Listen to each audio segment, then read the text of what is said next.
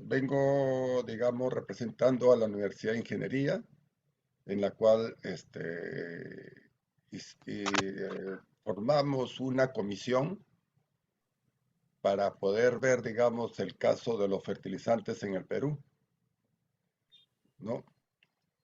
Con estos fertilizantes, digamos, hemos encontrado que el año pasado yo dicto un curso en el pregrado que se llama Diseño de Plantas Petroquímicas, y en el cual se abordó casualmente el tema de una planta de urea. Entonces, lo que yo traigo acá es un estudio de prefactibilidad para, para construir una planta de urea acá en el Perú y poder ver, digamos, cuáles son las condiciones como para poder saber, digamos, qué mercado tenemos y qué mercado podemos abastecer, digamos, con urea, ¿no? Bueno, les presento pues el comunicado que sacamos en la UNI el día 8 de junio. He preparado un resumen del comunicado para que estén ustedes atentos a lo que hemos desarrollado en la comisión de expertos que nos reunió el doctor Alfonso López Chau y, y en el cual, digamos, se trató los siguientes temas, ¿no? Que, espérense un ratito, que la crisis internacional está poniendo en riesgo, en peligro, pues la alimentación de los alimentos, ¿no? Hay escasez de cultivos por el tema de los fertilizantes. Por lo tanto, la seguridad alimentaria, que es prioridad en todo el mundo, está ahora en una crisis al extremo que países industrializados están protegiendo su agricultura. Y vemos pues cómo Estados Unidos en estos momentos no está exportando la urea que ellos producen, puesto de que más bien al contrario han incrementado su producción de maíz para hacer biocombustibles. Entonces, ellos no están vendiendo la urea. Por otro lado, Rusia también está igual parado sus exportaciones para poder abastecer, digamos, a su mercado interno. ¿Y esto por qué? Debido a que al haber subido el precio del gas natural, ahora pues es un poco menos rentable la producción de urea. Entonces, nosotros tenemos pues el tema de camisea, que puede ser nuestra materia prima para producir urea acá en el Perú. Hay que tener presente de que,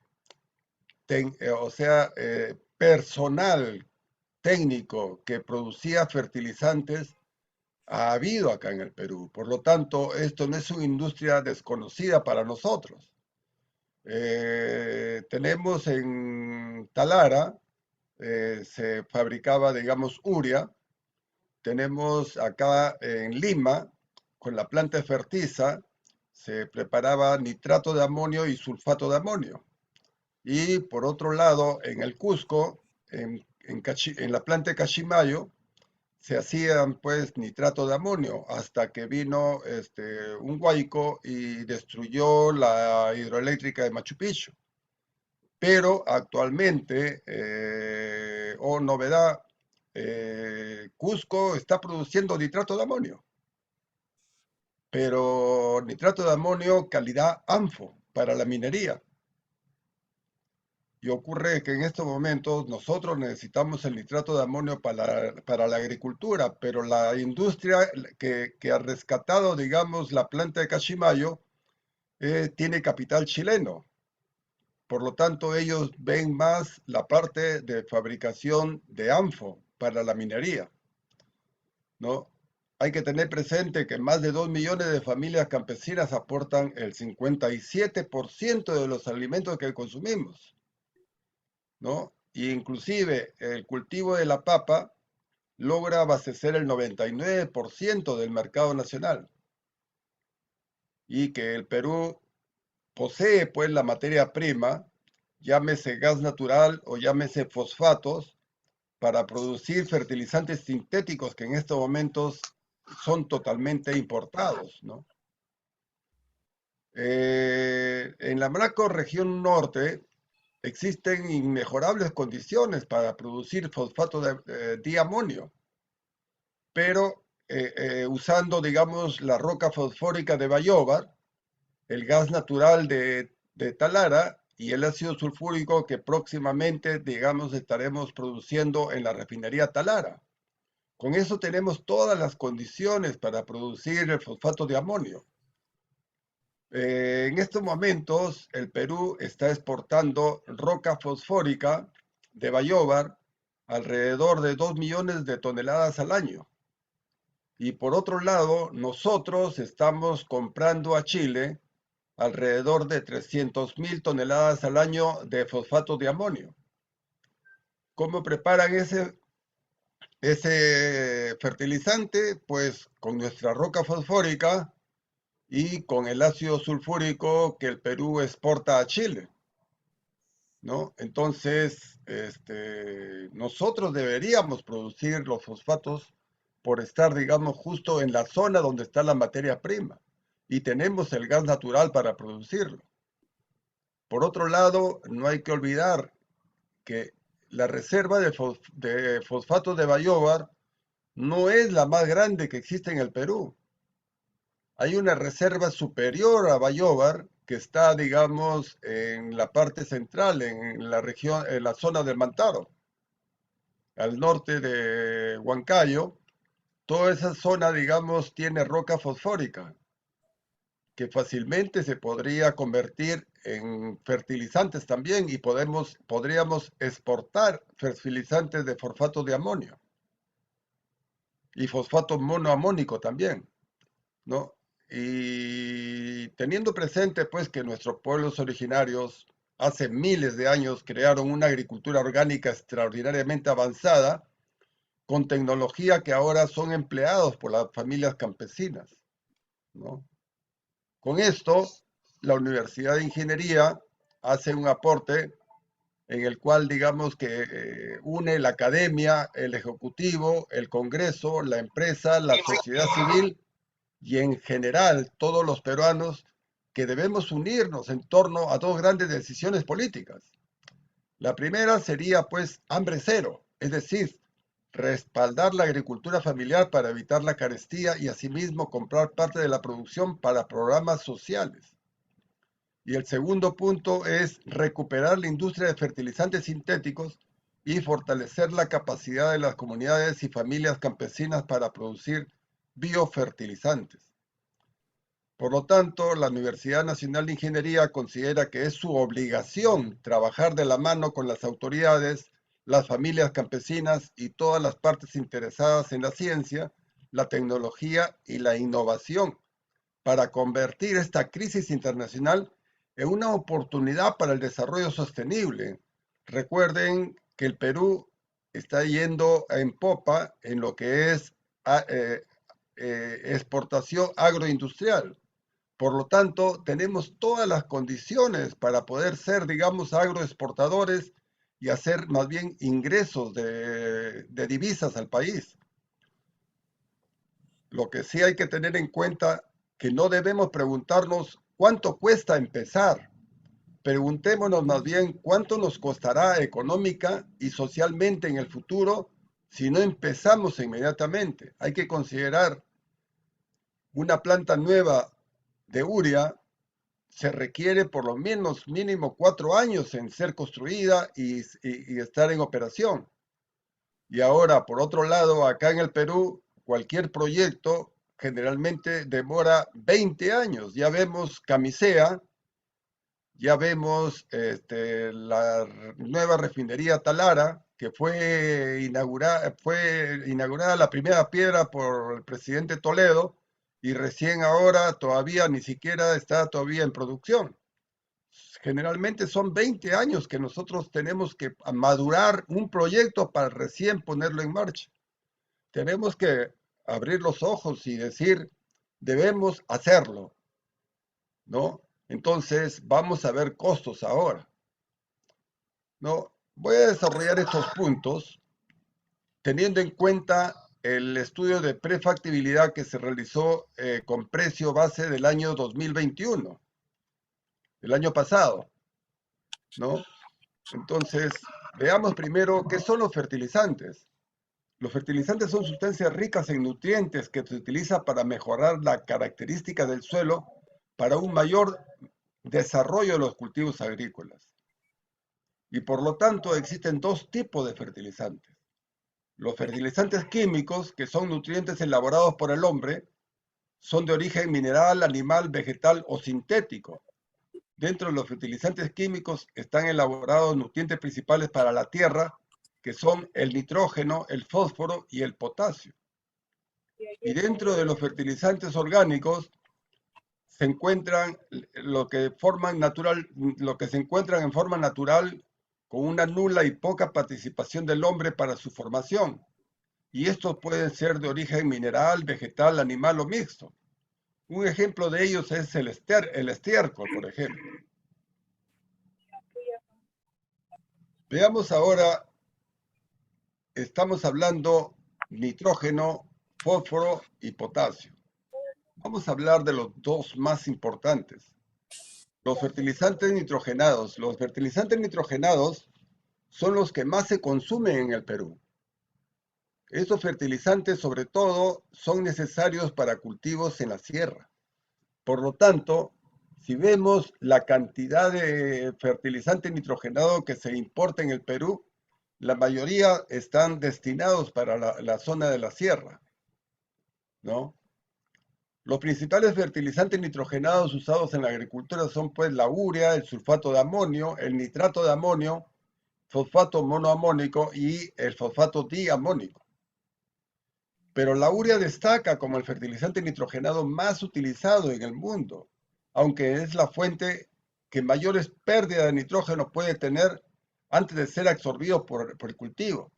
Y estas pérdidas se deben por la falta de técnica de echar el fertilizante al suelo, debido a que el nitrógeno ocurren pérdidas por lixiviación, desnitrificación, volatización y fijación de amonio. Como vemos en esta gráfica, ¿no? Tenemos pues parte del amonio se va hacia el ambiente, ¿no? El amoníaco se va al fondo de la tierra y desaparece. Hay nitrificación y por lo tanto los nitratos van hacia el ambiente. Y a las justas al final hay absorción del cultivo por el cultivo. La forma de agregar, digamos, la urea a los cultivos debe ser vaciar la urea sobre el terreno que se va a sembrar y luego mezclarlo y enterrar la urea. De esa manera evitamos estas pérdidas de nitrógeno. Hacemos que las plantas tengan mayor adquisición de nitrógeno. Veamos cuáles son los principales países exportadores de urea en el mundo. A nivel mundial, veamos el año 2021. El principal país exportador es Rusia, con más o menos 7 millones de toneladas de exportación, seguidos con China con 5 millones. Muchos dicen que el problema de que no haya urea es porque la guerra Rusia-Ucrania. Pero vean, Ucrania a la justa se exporta 1 millón.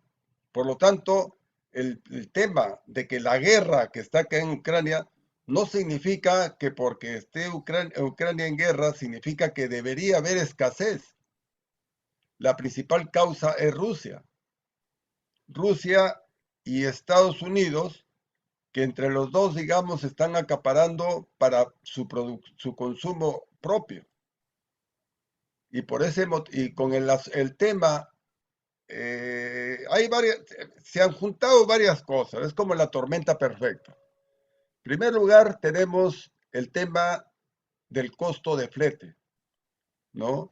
Como ahora, digamos, todos los buques cargueros están fuera de los países exportadores, entonces están en los puertos de destino y no pueden pues regresar a China o a Rusia, puesto que el costo muy alto es que viajen sin carga.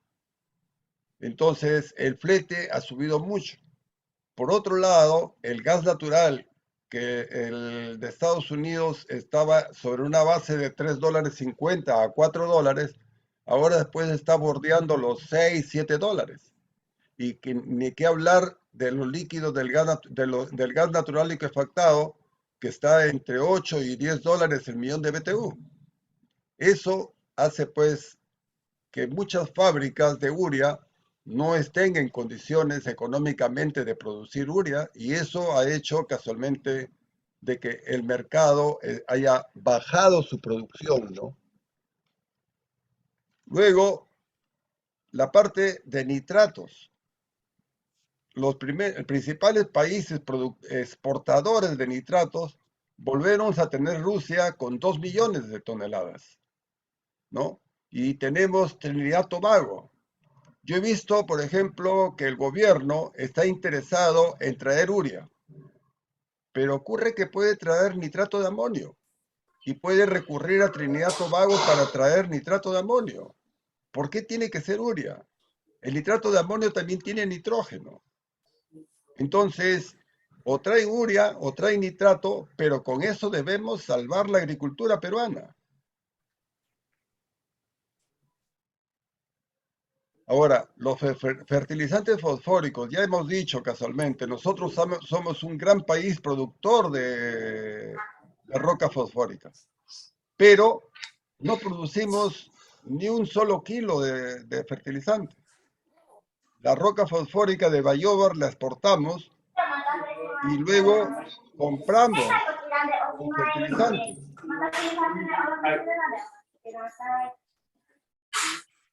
¿El host podría apagar micros, por favor? El fósforo es el segundo nutrimiento mineral en importancia en la agricultura, ¿no? Pero va a depender mucho del tipo de suelo que tengamos. No puedo yo echar los fosfatos sin antes ver, digamos, la condición de mi suelo. Yo tengo que ver, digamos, el pH del suelo para poder hacer la fijación del fosfato.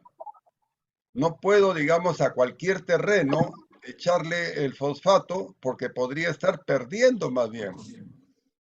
Aquí es donde entra la parte técnica, la técnica, digamos, de los ingenieros agrícolas, para poder saber, digamos, qué tipo de fertilizante es el que más se apropia, más apropiado es para los terrenos de cultivo y en qué cantidad se debe adicionar, ¿no? El nitrato la urea tiene más o menos el 40% de contenido de nitrógeno. Por lo tanto, hay que saber, digamos, cómo adicionar al terreno la urea, el nitrato de amonio o los fosfatos de amonio. Algunos estudios indican que más del 80% del fertilizante fosfórico aplicado al suelo se vuelve inmóvil y no está disponible para la absorción vegetal debido al fenómeno de fijación, precipitación o conversión a la forma orgánica. Aquí es donde se requiere, digamos, tener técnicos para poder aconsejar, digamos, a los agricultores qué tipo de fertilizante usar y qué cantidad se debe adicionar, ¿no? No porque yo le adicione demasiado fertilizante voy a tener mejor cultivo. Hay un contenido óptimo y eso pues los ingenieros agrícolas lo conocen muy bien, y por lo tanto el gobierno debería poner cartas en el asunto para fortalecer la técnica en la agricultura peruana, ¿no? Los países exportadores de fosfatos, el principal país es China y Marruecos, pero Rusia no se queda atrás, también está ahí con 1.200.000 de toneladas de fosfatos, ¿no? Entonces, volvemos de nuevo al tema de que para hacer fosfato se requiere gas natural y el precio ha subido. Por lo tanto, el precio del gas natural internacional afecta, afecta a la producción de fertilizantes. Pero acá en el Perú es diferente. El precio del gas natural es el precio de camisea, que no es necesariamente un precio amarrado al precio del crudo o del gas internacional. Por lo tanto, tenemos gas natural. Hay que tener presente que en los campos de camisea se está reinyectando a los pozos 400 millones de pie cúbico por día. ¿Debido a qué? A que no hay demanda. No tenemos la demanda como para poder absorber esos 400 millones de toneladas de pie cúbico por día que se reinyecta en los pozos. Ahora, veamos a nivel mundial. A nivel mundial, la producción de urea es de más o menos el año 2020 ha sido de 181 mil, o sea, 181 mil millones de toneladas, ¿no? Pero me interesa saber Latinoamérica, que es donde nosotros estamos. Latinoamérica ha llegado a producir 5 millones de toneladas, pero en el año 2020 solamente ha llegado a 3 millones. Problema generalmente es el tema de la materia prima, el gas natural. Pero veamos, sigamos viendo Latinoamérica, pero ahora como cuánto exporta Latinoamérica. Latinoamérica está exportando 925.000 toneladas de urea. ¿Y a dónde la exporta? Es entre Latinoamérica. No hace exportación fuera de Latinoamérica. Todas estas exportaciones son de Latinoamérica. ¿De dónde? De Brasil y de Argentina, que son los principales productores de urea en Latinoamérica. Pero, ¿cuánto es lo que importa toda Latinoamérica? Latinoamérica está importando 13 millones de toneladas de urea. O sea, si nosotros producimos 13 millones de toneladas, tendríamos mercado. Por lo tanto, hay mercado para producir urea, de sobra. Debemos nosotros pensar en eso. Deberíamos ser país exportador de urea. Tenemos el gas natural y tenemos todas las condiciones, puesto de que la parte técnica ya hemos producido fertilizantes, por lo tanto, no es algo nuevo para nosotros, para los técnicos no es nada nuevo producir fertilizantes. Podemos hacer una escuela de técnicos con los que antiguamente operaban en Talara, en Lima y en Cusco, ¿no? Pero, ¿cuánto es la demanda? En Latinoamérica, la demanda es de 15 millones de toneladas. Hemos dicho que importamos 13 millones de toneladas y la demanda y el consumo es de 15 millones de toneladas. Por lo tanto, necesitamos, como Perú, como gran productor de gas natural, usar ese gas para la producción de urea y para hacer ingresos, divisas para el Perú. Pensemos en eso. No solamente estamos pensando en el Perú, en la agricultura del Perú, sino estamos pensando ya en poder tener ingresos, pasar de un país importador a un país exportador de fertilizantes.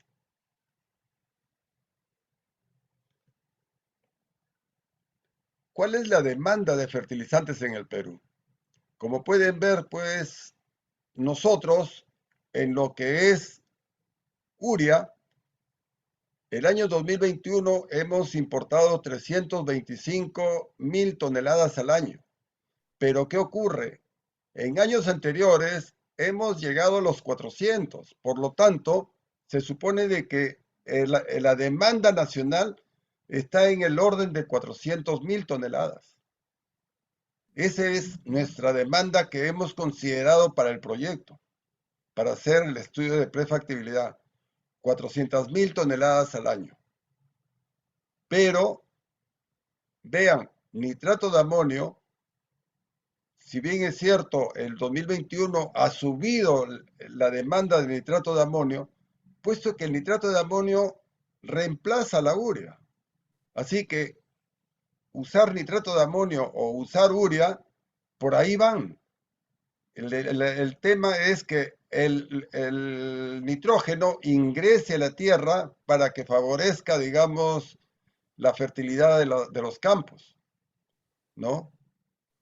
Siempre ha sido poco, pero la gente en el 2021 por costos ha preferido nitrato. Y en estos momentos vemos que todo el mundo se está peleando, ya van dos concursos que son fallidos, porque todos solamente quieren traer urea, nada más. ¿Qué es lo que ocurre? No hay técnicos en el gobierno que sepa que si no hay urea, puedo traer nitrato de amonio. Falta ese conocimiento. No, es un conocimiento muy simple. Yo no soy ingeniero agrícola, pero yo veo acá la demanda y veo que los agricultores empezaron a consumir más nitrato y disminuyeron el consumo de urea, debido a que el 2021 ya empezaba a subir el precio de la urea y se dedicaron a consumir más nitrato, ¿no? Entonces, vean, el fosfato diamónico más o menos está en 200.000 toneladas al año, aproxima, ¿no? Se usa más el nitrógeno en la sierra y también en la costa. El cultivo de arroz es con nitrógeno para favorecer, digamos, la cosecha, ¿no? Y muy bien, ahora estamos hablando todo el mundo diciendo, no, no hay urea, pues guano de la isla. Muy bien. Por ahí a alguien se le ocurrió la cabecita brillante de decir, vamos a extraer 100.000 toneladas de guano de la isla para la agricultura. El guano de la isla tiene de 10 a 12% de nitrógeno y la urea tiene 40% de nitrógeno. Es ahí porque los grandes agricultores no usan guano de la isla. Prefieren usar urea o nitrato de amonio, porque eso les favorece al crecimiento de las plantas. El guano de la isla es una alternativa más que todo para un cultivo, digamos, doméstico. Pero, ¿cómo vamos a poder producir 100.000 toneladas de guano en la isla si vean cuánto es lo que se produce? Recuerden que que la recolección de guano en la isla, no puedo yo recorrer todas las islas y retirar todo el guano. Me estaría quedando sin nada para el próximo año. Yo tengo que dejar descansar a las islas para que se acumule y el próximo año, o sea, no es que cuando se recoge guano de las islas significa que yo voy por todas las islas y recojo 23.000 toneladas. No, de ciertas islas solamente recojo y otras islas están en reposo. Isla que se retiró el año anterior se deja reposar para que se acumule, porque si no, el siguiente año me va a quedar sin nada. O sea, no es decir, hay que sacar 100.000 toneladas para reemplazar a la urea. En primer lugar, que no es lo mismo, no tiene el mismo contenido de nitrógeno. Y segundo lugar, es imposible decir, si nunca he logrado ni siquiera ni a 50.000 toneladas, ¿cómo voy a llegar a 100.000? Tenemos los técnicos ¿Están los técnicos apropiados para este campo? ¿Cómo puede alguien agarrar y decir cualquier número sin pensar, digamos, que técnicamente no es posible? Tenemos que empezar a mirar también estadísticas. Y las estadísticas es del Midagri, del Ministerio de Agricultura. No la estoy sacando de la nube. Está saliendo del ministerio. Y los del ministerio hablan de distribuir 100.000 toneladas de guano de la isla. No es posible. No debemos hablar para salir en la televisión. Hablemos apropiadamente las cantidades que tenemos disponibles. Ahora, veamos ahora qué ha ocurrido con el precio de la urea entre el año 2020 y el 2021. Información también del Ministerio de Agricultura. Estos son los precios por tonelada en dólares que se han vendido en promedio en cada departamento, tanto de urea, nitrato de amonio y sulfato de amonio. Veamos la urea 2020-2021. En promedio, todo el Perú, el 2020, se ha vendido a $445 la tonelada. Pero el 2021, con el incremento del precio a nivel mundial, se ha subido el precio en 133%. O sea, ha llegado a $1.036 la tonelada. Pero esta urea tanto 2020 y 2021, es urea importada, no es producida acá en el Perú. ¿Y cuál es el precio CIF según aduana? En el 2020, la tonelada en precio CIF en puerto fue de 266 en promedio, dólares la tonelada. Y el 2021 se incrementó a 464, o sea, subió 74%. Pero a los agricultores le subieron el precio a 133%. Entonces, ¿qué ha pasado?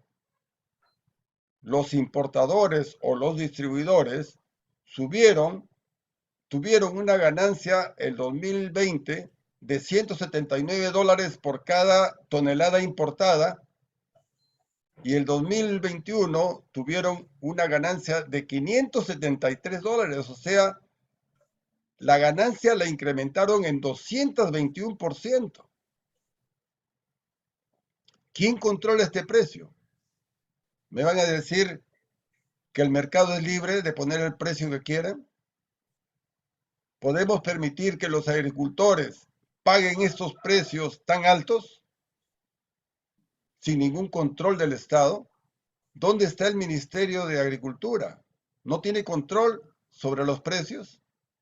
¿Lo puede tan libremente dejar que cualquiera venga, importe y tenga y incremente su ganancia entre un año y otro en 221%? Igual ocurre, digamos, con el nitrato de amonio. El nitrato de amonio, el distribuidor ha incrementado su ganancia en 212% y en sulfato de amonio en 91%. Esto no es posible.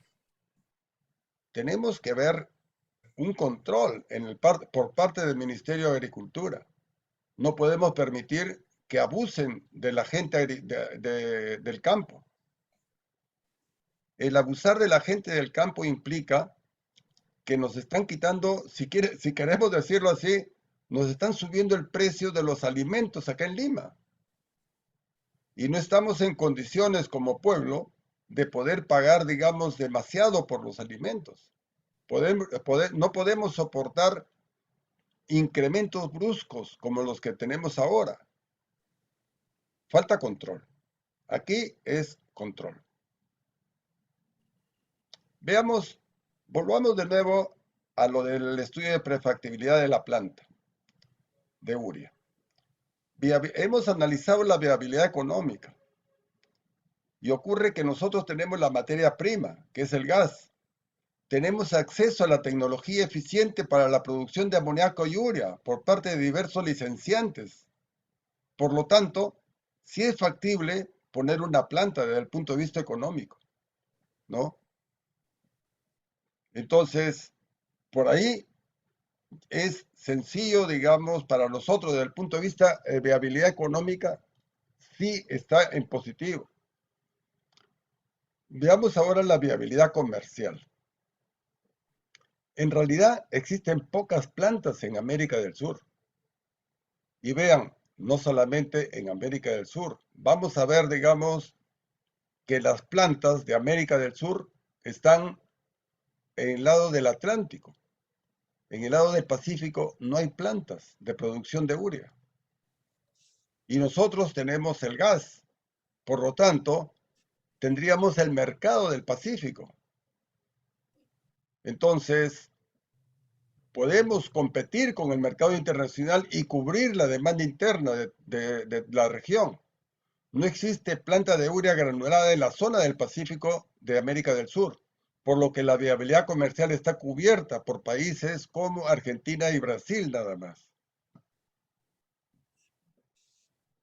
Vean, ahora vean lo que es las importaciones de América Latina, ¿no? Brasil y Argentina, aún produciendo, de todas maneras, Brasil importa como 8 millones de toneladas al año, el año 2021. Y Argentina ha importado 1,5 millones de toneladas. México, siendo productor, también ha importado el 2021 como 1,300,000.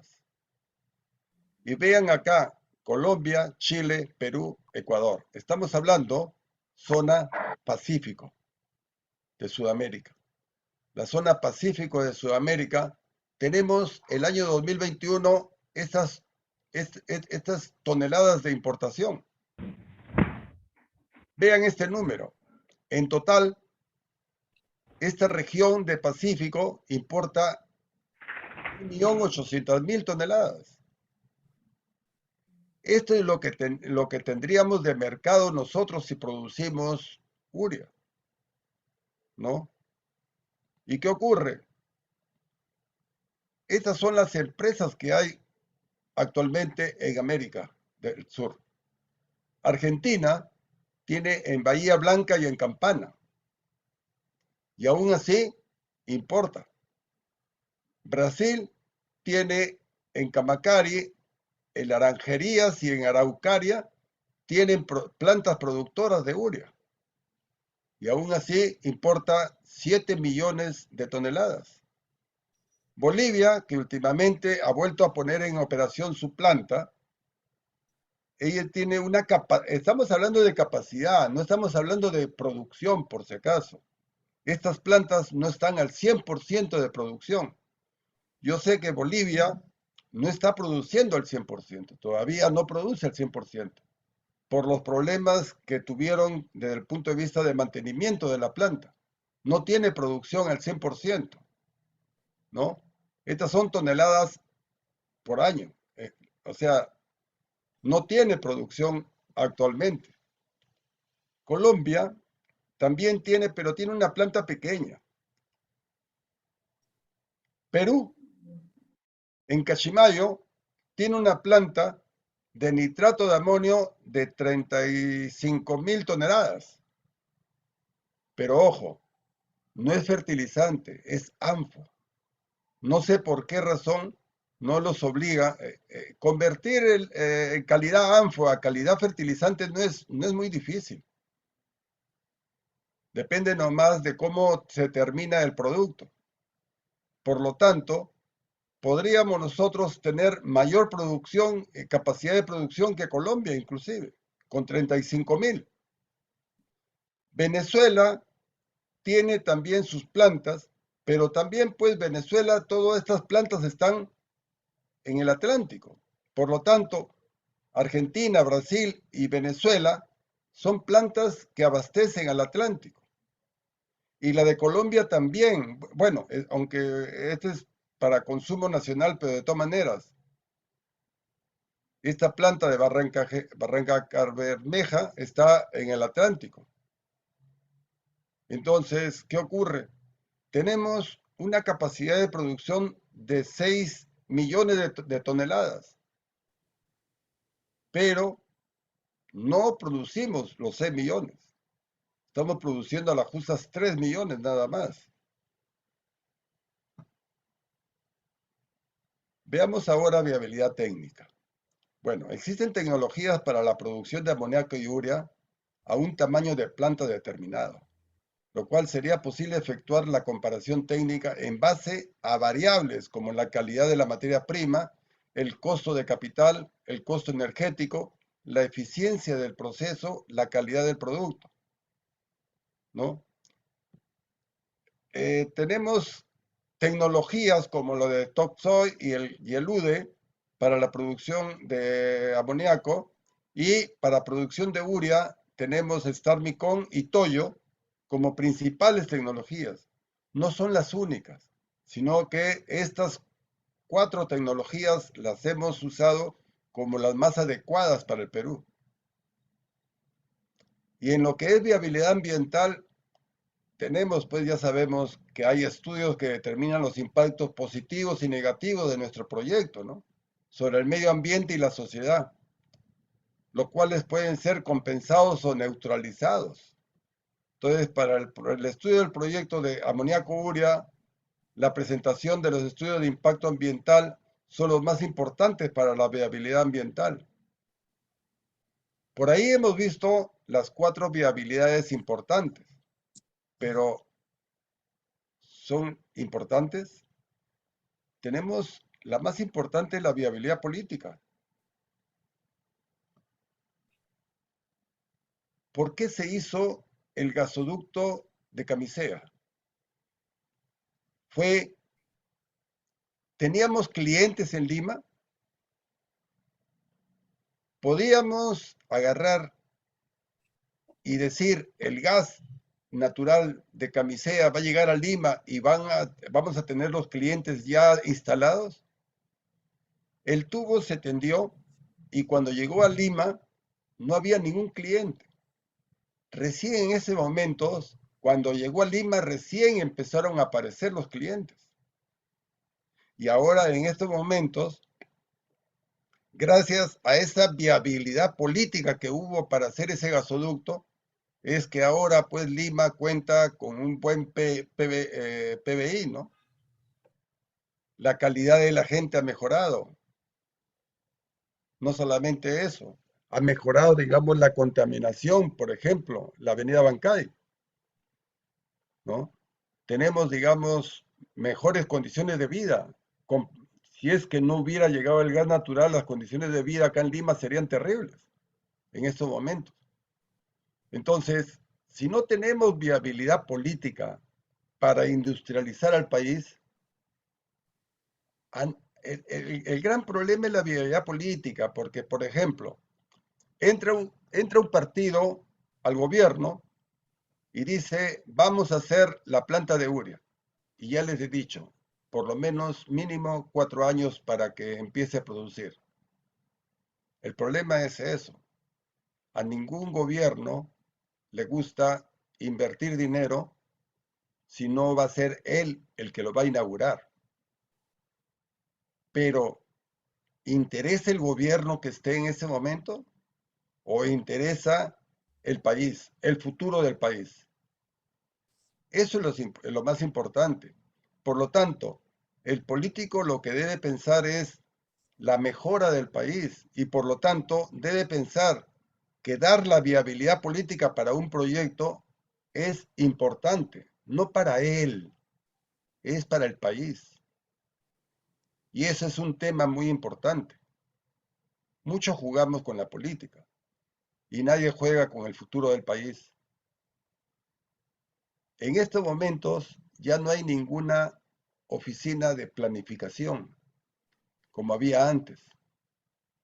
Yo recuerdo haber participado con un grupo en el cual los años 90 más o menos, en el cual hicimos un estudio de planificación para poder ver cuándo es que debía construirse una nueva refinería en el Perú.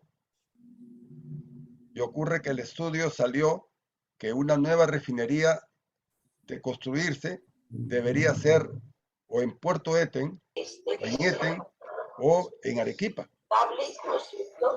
Arequipa, o sea, Puerto Eten, ¿por qué? Porque cerca estaba Bayóvar. Y Arequipa, ¿por qué?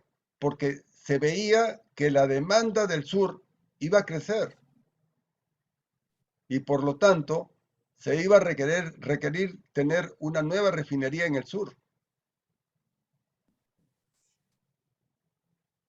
Una fábrica se construye, se escoge el lugar porque está cerca a la materia prima o porque está cerca al cliente. Entonces, no es que yo digo, la semana pasada me dijeron, ¿y por qué razón no podemos hacer una planta de urea en Huancavelica o en Ayacucho? Yo les dije, porque cuando quieran ustedes exportarlo, no están cerca al mar. Tendrían que pagar transporte para traer la urea para poder exportar a Chile, a Colombia o a Ecuador. Entonces, la planta tiene que estar cerca al mar. Y para nosotros en este estudio de prefactibilidad, lo que nosotros hemos visto es que la planta debería estar en alguna locación de Ica, cerca a un puerto de carga, que podría ser, el puerto de carga podría ser el puerto de San Martín, que está en la zona de Pisco, o podría ser en Marcona, que también hay la posibilidad de usar, digamos, el puerto de Marcona. El puerto San Martín en Pisco está sin uso. Por lo tanto, poner la planta de urea cerca al puerto de San Martín sería rentable desde el punto de vista logístico.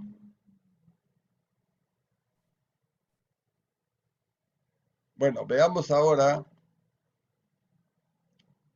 las tecnologías. Las tecnologías. La urea se produce por la reacción del amoníaco con el dióxido de carbono, con lo cual forma una solución caliente. Cuando se mezcla con agua, esta solución caliente se convierte en la materia prima para producir los gránulos o perlas de urea. Y la urea granular es la que se utiliza como fertilizante. La urea de pélex o perlas es la que se usa para ANFO. La granular es la que se usa para fertilizante, ¿no?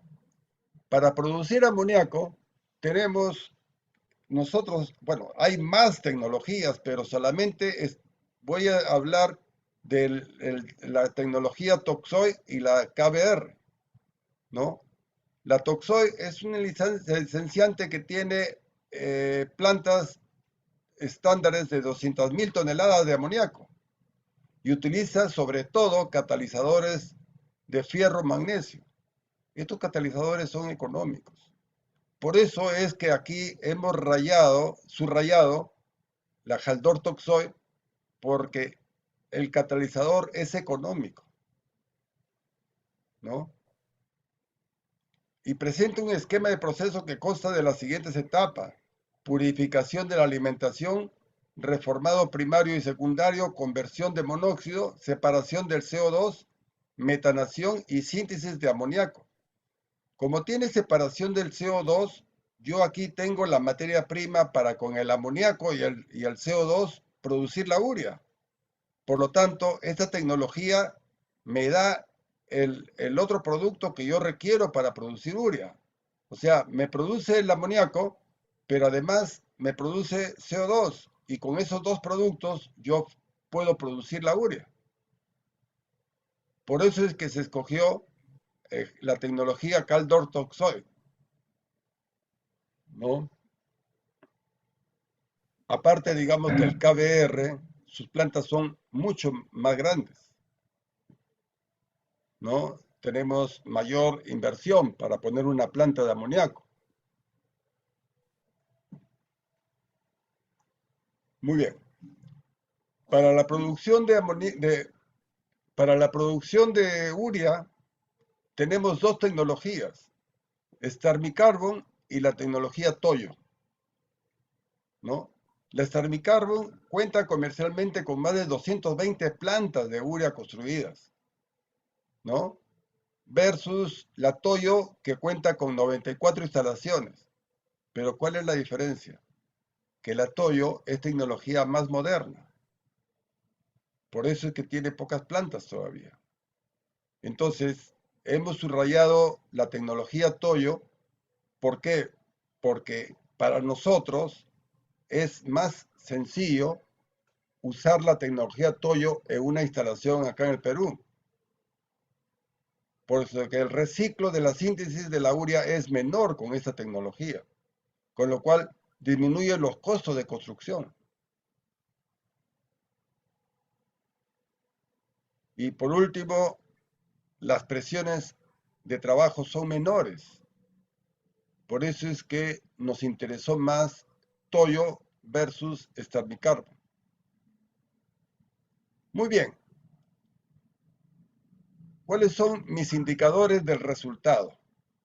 Del resultado de la planta de urea acá en el Perú.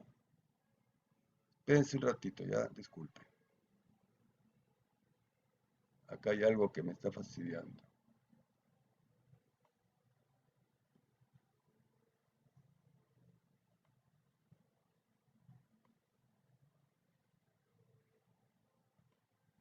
Muy bien. Yo requiero, para producir 400.000 toneladas al año de urea, requiero menos de 32 millones de pie cúbico. Ya hemos dicho, estamos reinyectando en camisea 400.000 millones de pie cúbico al día. Y yo requiero 32 millones de pie cúbico al año de gas natural, ¿no? La inversión de la planta ojo, estamos viendo un estudio de prefactibilidad. No es lo mismo un estudio de factibilidad. Esto podría ser algo superior, pero más o menos se ha estimado que con un horizonte de 10 años, de analizando 10 años y con una tasa de descuento del 15%, nos sale la inversión en 342 millones de dólares, ¿no? Hemos considerado un financiamiento del 50% de la planta, o sea, de 342 hemos considerado que 171 vamos a conseguirlo por préstamo. Y ojo que podríamos conseguir mayor financiamiento, ¿no? Y el precio de la urea lo hemos puesto en $400 por tonelada, algo similar a lo que es mucho menor que lo que se ha pagado el 2021, ¿no? Y esto, ¿qué nos ha dado? Nos ha dado un ban de cerca de 22 millones de dólares. Dólares del 2021, ¿ah? De ahorita, del año pasado. La TIR, la tasa interna de retorno financiero, nos sale 18%, superior a la tasa de descuento que la consideramos alta, al 15%. Ojo, esto es alto, pero de todas maneras los proyectos los sacamos desde el punto de vista educativo, lo hacemos con 15%, hacemos que el dinero valga un poco más para poder forzar a que esto deba salir mayor del 15%, ¿no? Y el retorno de la inversión nos sale casi al noveno año, 8 años, 9 meses, mucho tiempo. Para un proyecto, mucho tiempo, ¿no? Ustedes me dirán, es mucho tiempo, correcto, es mucho tiempo, pero ¿se acuerdan ustedes que les dije que en el Pacífico podríamos tener un mercado de 1.800.000 toneladas entre Chile, Perú, Ecuador y Colombia? Entonces, ¿qué pasa si yo la planta no la hago de 400.000 toneladas, sino hago una planta de 1.800.000? Con 1.800.000 yo voy a obtener una tasa interna de retorno de cerca del 44%. Vean, me salió acá 18%. Y ocurre que acá, con 1.800.000, yo tengo 44% de tasa interna de retorno. Y se acuerdan que les dije que requería cerca de 9 años para una planta de 400.000 toneladas, pues para 1.800.000, yo al tercer año estoy recuperando toda la inversión, al tercer año. Y veamos ahora la inversión que requiero. La inversión se incrementa a cerca de 1.000 millones de dólares, un poco menos de 1.000 millones de dólares. Y el BAN, que antes me salía 22 millones de dólares, ocurre que el BAN se incrementa a 674 millones de dólares, con una planta de 1.800.000 toneladas, que sería, pues, como les digo, abastecer todo el Pacífico.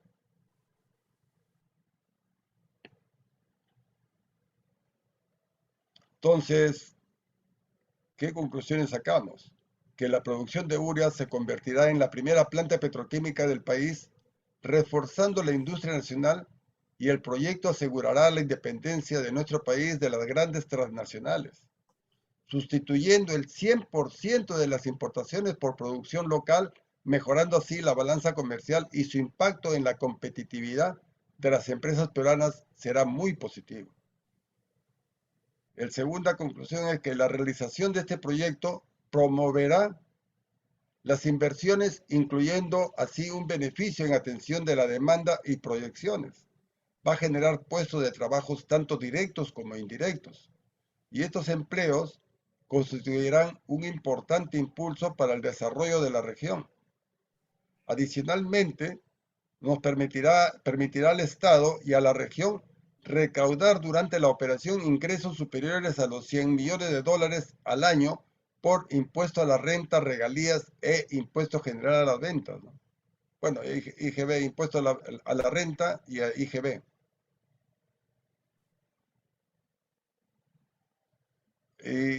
Adicionalmente a eso, la construcción de esta planta logrará que en zonas de localización surjan industrias, como por ejemplo en el rubro de servicios industriales, dándose la posibilidad de iniciar un desarrollo de un complejo petroquímico. Tenemos gas suficiente para poder hacer un complejo petroquímico. La elaboración del proyecto planteado no tiene el alto riesgo de desaparecer como la planta de urea que se creó en el Perú en el año 75, ya que la producción que se obtiene es comparada con las plantas actuales y la tecnología utilizada es de alta eficiencia.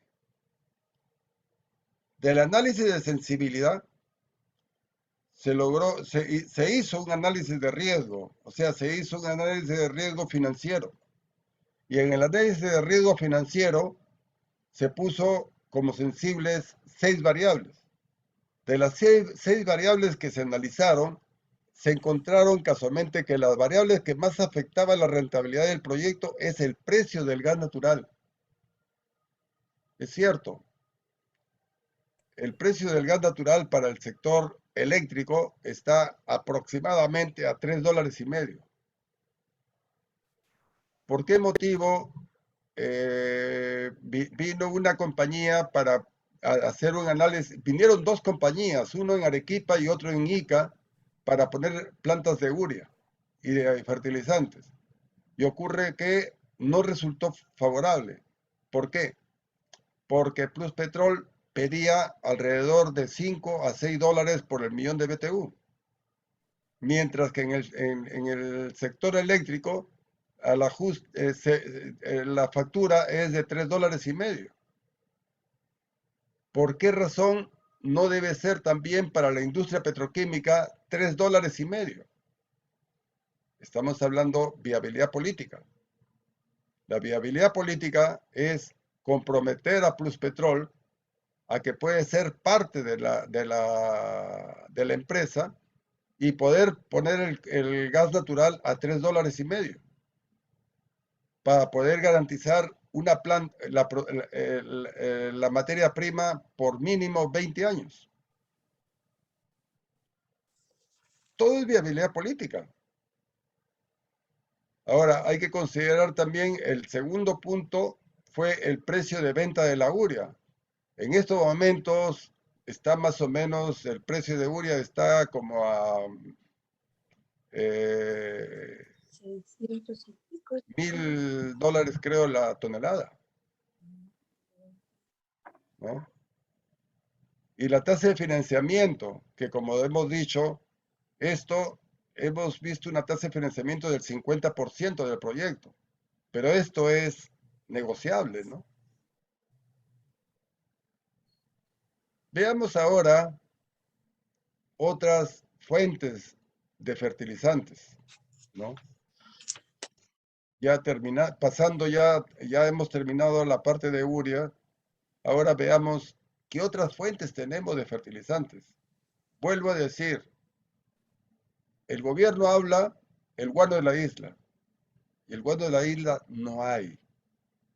No pongamos imágenes en que la gente quiera ver que van a traer guano de la isla para nosotros. Si no hay, ¿de dónde van a salir? Pero ¿qué ocurre? En estos momentos tenemos muchas áreas que hay grandes cantidades de algas marinas. En la zona de Paracas, si ustedes van a Paracas, van a ver la cantidad de algas que hay. Algas que están matando al mar, matando a los animales del mar, puesto de que cubren tanto que quitan, digamos, la posibilidad de que exista vida animal en esas zonas. Entonces, las algas es un bioestimulante de plantas que pueden ser disponibles en polvos o en hojuelas. Es derivado de algas marinas frescas. Actúa como quelante, mejorando la utilización de nutrientes minerales de la planta, así como la estructura y aireación del suelo, lo que puede estimular el crecimiento de las raíces. Los ácidos de algas y las proteínas que se encuentran en el extracto de algas marinas estimulan el crecimiento de las raíces, tallos y el follaje. Y es un excelente reductor del estrés y es ideal para utilizarse durante el trasplante o durante los cambios climáticos, o sea, el frío o sequía. Las algas se han utilizado por miles de años en forma directa y después del compostaje como una enmienda del suelo para mejorar la fertilidad de la tierra y la productividad de cultivos. Los extractos de algas, si bien es cierto, tienen poco contenido de nitrógeno, pero tiene potasio, 17% de potasio, que también favorece esto a los cultivos.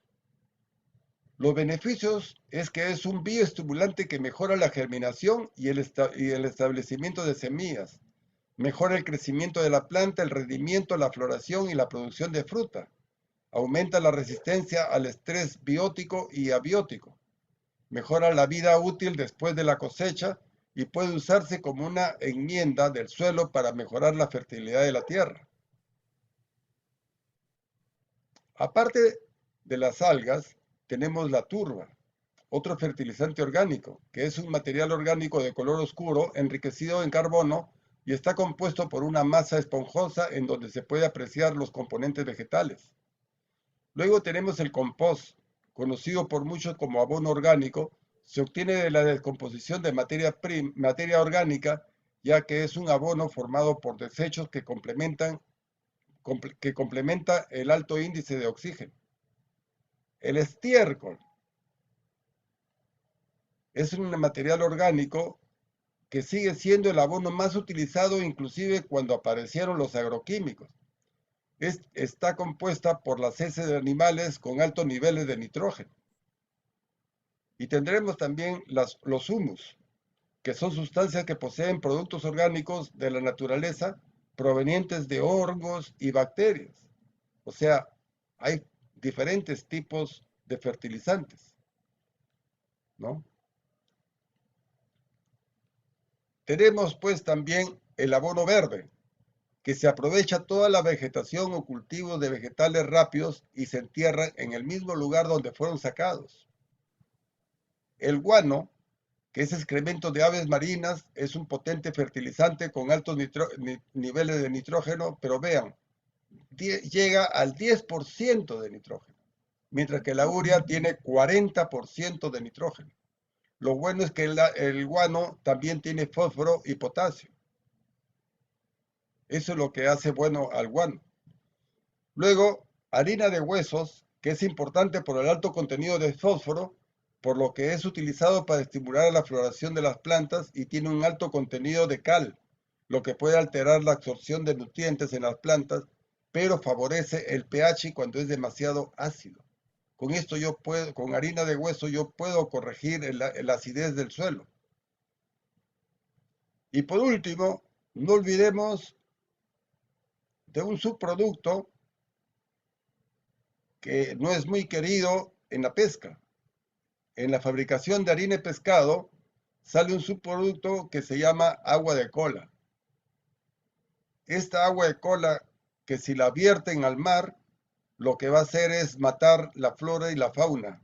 El fondo marino lo mata porque lo deja sin oxígeno. Este es un subproducto de la fábrica de harina de pescado y tiene un contenido de nitrógeno del 8%. O sea, si no me alcanza el guano de la isla, yo también podría usar el agua de cola. Pero con guano de la isla no voy a tener lo suficiente para poder cultivar todo el país. Solamente tendría que escoger a un selecto grupo de agricultores para poder hacer esto.